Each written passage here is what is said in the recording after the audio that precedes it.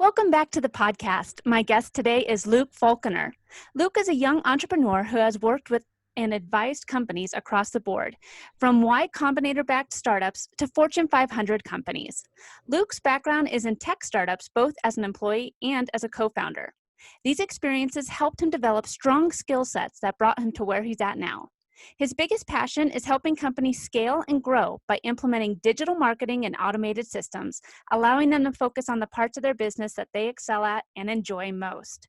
Currently, he is the owner of Peak Leads, a company that helps real estate agents, leaders, and investors close more transactions through their lead generation and appointment booking platform. Luke, I am so excited to have you on the show today to talk a little bit about this because I know that so many small businesses need people like you out there to help them find those leads. So thank you for coming on the show today. Absolutely. Thank you for having me, Katie. So let's start back at the beginning. Tell us a little bit about where you grew up and what your life was like growing up.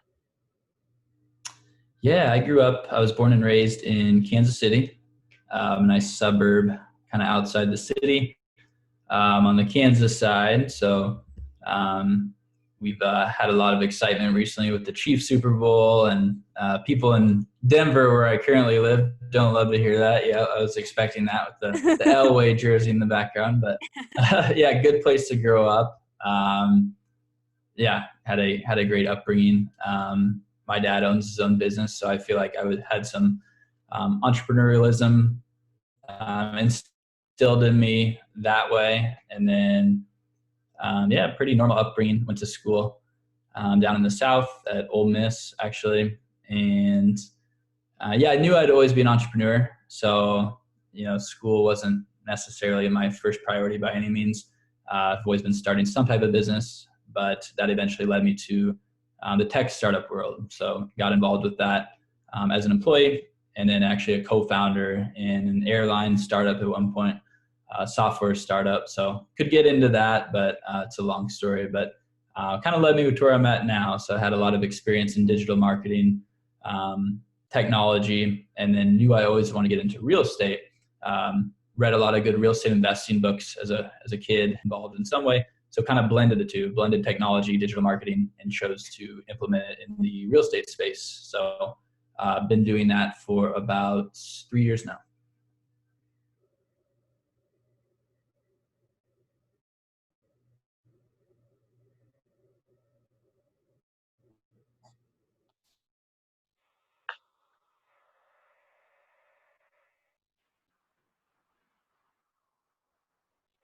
Yeah, so my first startup I was with was actually in college. It was a company called Hooked, and they were popping up at a lot of college campuses. It was a food app, kind of a discount food app, and a friend told me about it that went to a different school and loved the idea for it and saw that it had a lot of potential. So I actually reached out to that and I was kind of the first student employee that they brought on, and actually took over sales and marketing at my school. So like great experience. It allowed me to, it kind of felt like my own business. So I was in charge of that whole market, from getting all the restaurants on the app to actually growing the user base of the school. So that was a great experience, especially being young and in college. And then shortly after, got involved in a airline software startup. We were essentially selling last minute airline seats to our user base. So we would partner up with airlines. One of our clients was Air France, and then we would sell kind of last minute seats that they weren't selling to our user base. And that ultimately brought me out to Denver, where we raised some venture capital, and didn't know much about Denver at all, and happy to call it home now and absolutely love it. Worked for a couple of real estate investing companies to actually learn the real estate game hands-on. And then, yeah, that's what allowed me to start my own company.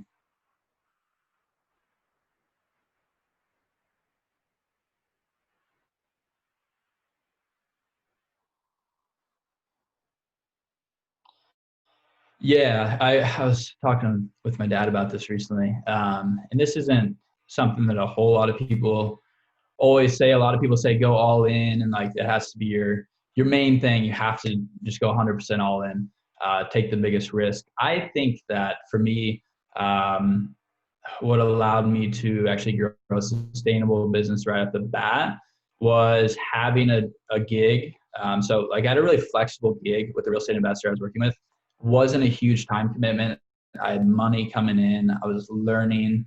And then on the side, I was able to slowly start my business. So I wouldn't recommend anybody to just drop all they're doing and pursue a new idea. I think it makes a lot of sense to start it as a side hustle, whatever you want to call it. See if you like it. There's a good chance you do it and you're like, I don't even like this.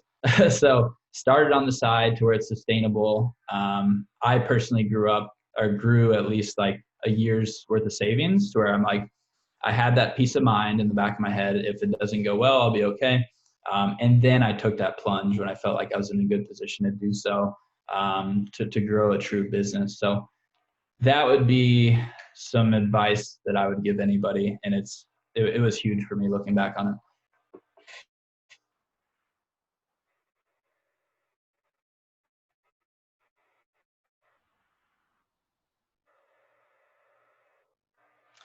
Yeah, it started off pretty basic. I almost felt like, when I talk about it, I was doing on the side like a freelancer. So it was a lot of referrals at the time, networking events, traditional stuff. Now we got a full-on system, a lot of different lead sources. So we do a lot of LinkedIn automation. I run Facebook ads for my own company. A lot of content marketing that leads to inbound leads. I have a virtual assistant. He manages our cold email marketing. So we have all these different channels at the top that funnel into our CRM system and our sales team, and provide them with a lot of good opportunities. So at first, I think when folks are asking like, what would you start with? I'd recommend organic stuff such as like, just posting on social media, engaging with the right people, and cold email.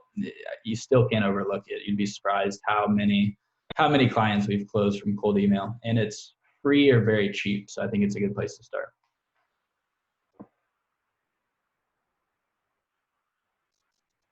Way to get in touch with people that are interested in your product. And I focus for my company a lot on social media, because that's what we specialize in. But the power of email is not something that you really can't overlook.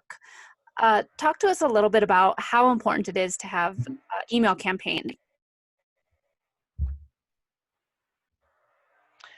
Yeah, so I mean, marketing comes down to putting the right message in front of the right people at the right time. And when you think about the right time, the way I look at that for most campaigns is going to be, if you reach enough people, you're bound to hit somebody at the right time. And cold email allows you, if you implement it properly, to reach just a massive amount of people. And you want to have the right message in place to obviously increase those conversions, open rates, all that good stuff. But yeah, if you have the right systems in place, I mean, you can be sending out thousands of emails per day to very targeted lists. So I could hit on a lot of good list sources. D7 Lead Finder is one that we like to use. You can type in any niche, any city, and it's going to provide you with an email list, phone numbers of your ideal target market. And then emails, again, is a perfect medium to reach those people. And, what you guys specialize in is for a lot of real estate companies and investors. And talk to us a little bit about how you are able to find those leads for your clients. Yeah, our primary lead source right now for our clients is primarily Facebook ads and Instagram ads right now. Dipping our toes and always testing new stuff such as YouTube ads, LinkedIn ads. We do some like SMS campaigns, the really targeted lists and stuff like that. But yeah, the power of Facebook ads is still, I think, pretty unmatched. It allows us to reach just hundreds of thousands of people, and again, put the right message for the right people. So we've really dialed in on the targeting. Facebook's platform allows you to really go after the right people and put your message in front of thousands of people. So that's what we're utilizing. We are big believers in flooding our funnel and our system with as many leads as we can. And we kind of downplay the leads themselves. Like leads are cool, leads are great, but what's important is taking a high number of those leads, putting them into a good back-end system. In our case, we have a call team here in the US that works all the leads for our clients, qualifies them, books appointments for them. So, take as many leads as you can from a cheap source like Facebook. I mean, it's still so cheap, and really drive down into the true opportunities out of that massive number. And one of the things that I think that a lot of companies might struggle with, even in the real estate industry, is that there are some hurdles that you need to look at when you are doing a lot of these different campaigns, especially on like for employment or for housing or there's different categories where Facebook makes it more difficult. How do you try and find successful ways to kind of still find your right audience without having it be super broad? Sure. No, great question. And we get asked all the time from prospects and stuff. So Facebook, I don't remember when it was, probably close to a year ago now, they implemented the special ad category. And you mentioned employment, housing, I think credit's one. We always have to be in that special ad category. It truly didn't limit how we were doing our targeting too much. Yes, it's going to be a little bit broader in terms of geographic location, age, but we always kept it pretty broad. For instance, in a bigger city, we are always doing like a 25-mile radius location-wise, and then using some of Facebook's targeting. So we'll go after real estate interests such as like Zillow or realestate.com that shows that people are visiting those sites. We're not going to be able to do like income levels and certain job titles like we used to. But again, we're big believers in keeping it somewhat broad anyways to get as many leads coming in as we can. So it didn't really impact us too much. Another thing you can look to do that's extremely powerful is using big email lists and creating either custom audiences or lookalike audiences. For example, I implemented a new campaign for my business targeting realtors, and it stemmed from a list of 500,000 realtors in the US. I built a custom audience out of that and a lookalike audience. And like the lookalike audience and Facebook's capabilities to take that data, it's proving to show some awesome results. And it's also great too. I know you brought up the email list integration, and I feel like that is something where a lot of people might not even know about that. And it just really kind of reiterates how important it is to have an email list. One, just to directly get in touch with people who have shown that, yes, you're free to email me and get in touch with me, but you can retarget them on social media and target a lookalike audience of them. Absolutely. No, it's often overlooked, but it's extremely powerful. Talk to us a little bit about the Facebook pixel, and how do you guys use that also for your clients? Yeah, absolutely. So for those not familiar, Facebook pixel is a simple piece of code that you install on certain pages of your website. And it serves as kind of a tracking tool for any data that's coming through to your website. It takes a bit of time to kind of train that pixel and gather enough data. But once you do, it's very powerful because, for example, it can take your current website visitors or past website visitors, allow you to retarget them like you hit on, or create a lookalike audience based on those people's data. So what I tell people all the time is if folks are already visiting your website, there's a good chance those are the types of people that you want to work with.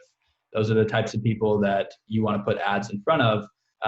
So that's some of the stuff it allows you to do. One example of kind of what it allows you to do is everybody shop for a product on Amazon or some type of e-commerce website, and then that product's in front of your face for the next week, and you're like, how do they know where I'm at? That's just simply a pixel and them retargeting you. Yeah, and can you talk to our audience just a little bit about the Pixel Events Manager and how if you set up the pixel correctly, you can track a customer's journey pretty specifically. Yeah, absolutely. So for real estate sites, we keep it somewhat simple. We're going after visitors, so we can build lookalikes based on them. We are putting on certain pages, obviously, to go after conversions and events like you talked about. But I do work with some like e-commerce sites. Sometimes I'll get referrals, and like that's where it's extremely important. Where like your objective, everything starts with your objective. And say you want to make more sales on your website, it allows you to put a pixel on your checkout page or even the button and allow you to convert for that, right? So if your objective is to make more sales, by having that pixel installed, it's going to take the right data, it's going to find the right people and allow you to convert for the things that matter most in your business. So yeah, super powerful. Now, I know we spent a lot of time talking about Facebook and pixels and Instagram. Talk to us a little bit about LinkedIn, because I know that LinkedIn advertising is relatively new still, and a lot of people might not realize that you can even do a lot of ads on it. Or I think you were talking also about how you do a lot of Messenger through LinkedIn Messenger kind of conversations. Talk to us a little bit about that. Yeah, so I've been diving more into LinkedIn ads. I'm not going to pretend like I'm an expert quite yet because it's rather new. I haven't spent enough money on there. That is one of the Facebook's, things I've found with LinkedIn too, is you need to have a pretty substantial ad budget. If you, it's not nearly as affordable as Facebook is, but I do think that it's pretty targeted and it opens up a lot more messages kind of right away. But again, you have to have a much larger advertising budget for LinkedIn than you do for some of the other social channels. Oh, you're definitely correct on that. But I think you pay for the quality. So I think I've read that, Facebook, maybe the average income of folks is, 35, 40,000, something like that. Where LinkedIn, the average income for the user is like 75,000 or something like that. So it's going to be higher quality people. Their targeting is not yet, at least, like as limited as some of the stuff that Facebook has done. And you can target, certain companies, and you can do some of this on Facebook, but they're very powerful when it comes to like targeting certain job titles, certain employees of certain companies. Income level is still extremely powerful. So I just think that the user base there is higher quality. So, you get what you pay for, but still a lot of work to be done there. We put a little bit more emphasis on LinkedIn automation. So connecting with people automatically, messaging people automatically. It's a lot cheaper than LinkedIn ads themselves. And it's a numbers game, much like email. I mean, I think the issue is everybody now is they have their guards up because everybody hops on LinkedIn and they have messages getting pitched something. You have to approach it correctly, right? You can't just come off the bat and pitch somebody right away. You've got to know what you're doing. But using some LinkedIn automation tools, and I'm happy to get into some of the ones that we like, allow you to reach a massive amount of people without having to manually be in there all day, kind of taking hours a day. So. Yeah, and I find too, when you use an automated automation tool like that, you're able to get as focused as you want. You can choose people that live in a certain city that are within like your first degree. So you're not like just throwing darts out there. And so if someone were to say like, well, how did you find me? It's not like, oh, well, I was using an automation tool. You can actually be like, oh, well, you and I both know the same person, and people are way more approachable than if you, we don't even have any similar connections, Definitely. Yeah. It's just so powerful to be able to target the right job title you're going after. You can do it based on city. And then, you want to primarily do the second connections like you're talking about. So it's not just some random person. Yeah. I'm going to steer us back to Facebook just a little bit.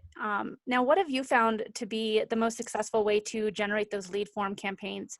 To do a straight lead form campaign, or do you kind of have a whole process of an awareness campaign, and then you're doing a retargeting, website click campaign, and then, or do you just go straight for lead form? Yeah, we're doing primarily lead form almost always right now. There's a time and a place for landing pages, and I do some for my own business. But it's hard to beat lead forms right now.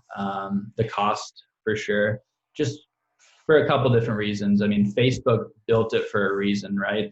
They like to keep people on their own platform. So by doing so, they're going to favor you with your campaign. They're going to favor your campaign because of it. Secondly, I think people's trust level goes down when they're already on a platform such as Facebook and you're taking them to a third-party website. So your conversions are ultimately going to go down because of that. So yeah, we almost always use lead forms. In the thank you page, you can obviously redirect them somewhere else, and we'll do that to a client's website or a messenger bot or something like that, or a calendar page. But yes, lead forms are hard to beat right now. You brought up messenger bots. Do you use them for a lot of your clients, installing messenger bots for Facebook Messenger or through different AI for your clients? We used to, and I will at times for certain clients. So the follow-up is the most important part. I mean, everybody says that the money's in the follow-up. We used to use some messenger bots just to further qualify leads coming through with some automation. But since then, we've built a call team. We call it an ISA team, inside sales agent team, here in the US. So instead of funneling them through automation and through a messenger bot, we're actually funneling all those leads to our call team. So they've kind of replaced the need for that. But I know in some industries, messenger bots still do quite well. Yeah, and I know that there's a lot of people that are using messenger bots to start that first conversation too, from going after the lead form. Then, like you said, they have the messenger bot that pops up just to kind of continue the conversation. And then if they continue engaging, then someone will pick up the phone and directly call them. So, Right. I was gonna say, let's. I want to talk a little bit about some of the other things that you guys do at your company. I know that we're talking a lot about leads and lead forms, and it's really your bread and butter. Talk to us a little bit about just the importance of having an online digital presence, like whether it's your website that asks people to opt into your email, or just being present on social media and putting out content and engaging with it.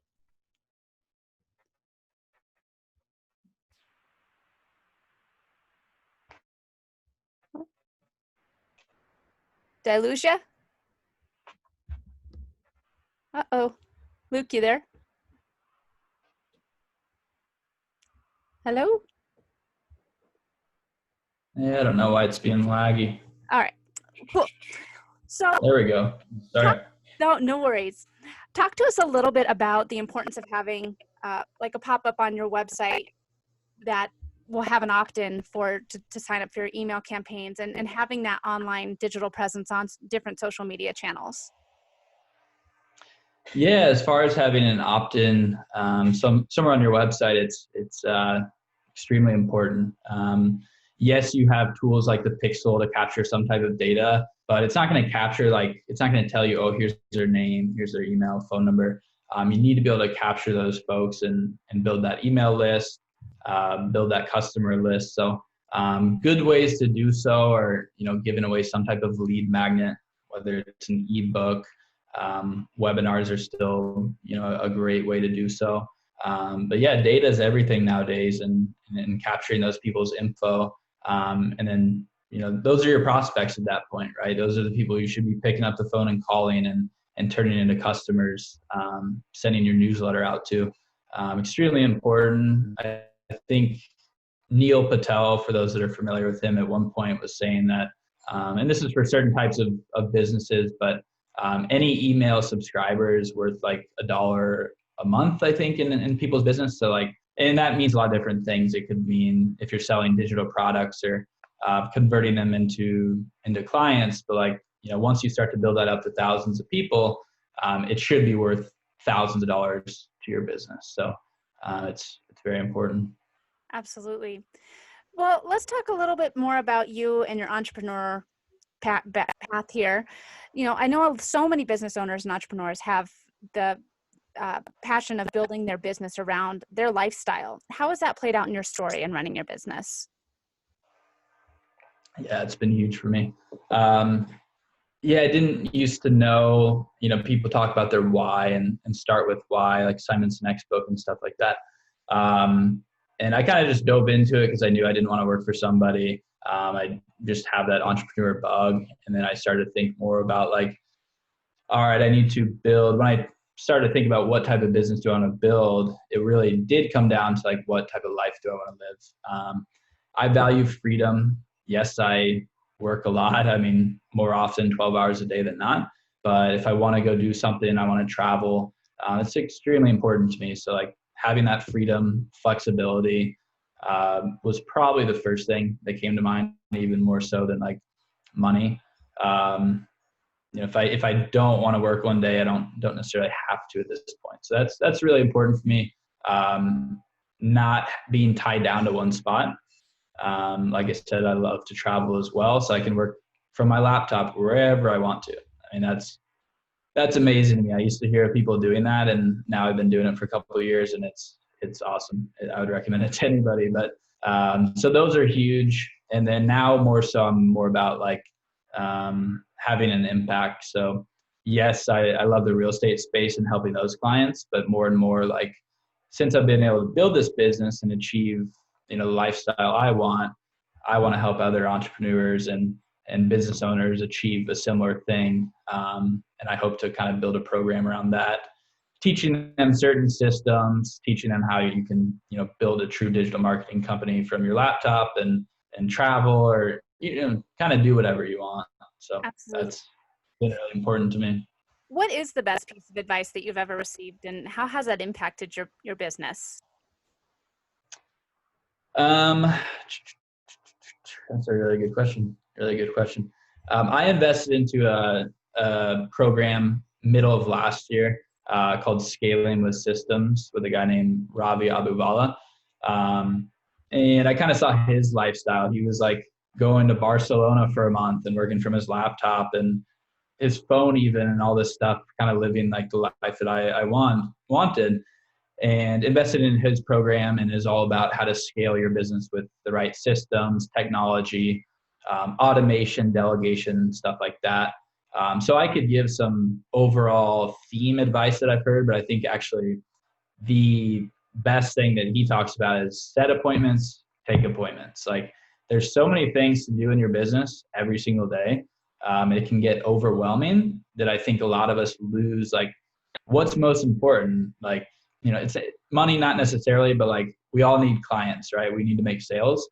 How do you do so? You set appointments and you take those appointments. So for me, the past year, like that's been the biggest thing. And when I get overwhelmed, I'm like, what do I need to do today? I need to talk to more people, book sales calls, and take those sales calls. So, not some huge, like mind blowing thing, but like, I think if people actually take that to heart and just focus on that rather than like, oh, I need to make a tweak to my website or do this and that, like they'll be really shocked where their business is a year from now.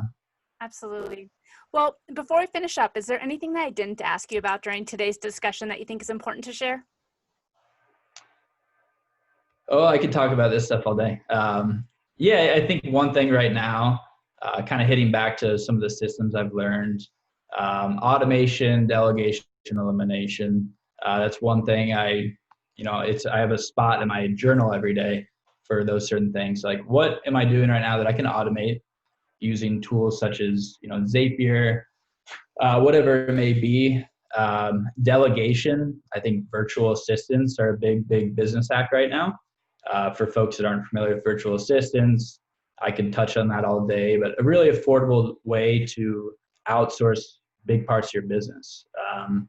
My virtual assistants handle at least half of my business right now. From cold emailing, they manage most of my lead generation for my company, many different things. And then elimination is probably the most important of those. I catch myself trying to do too many things a lot of times.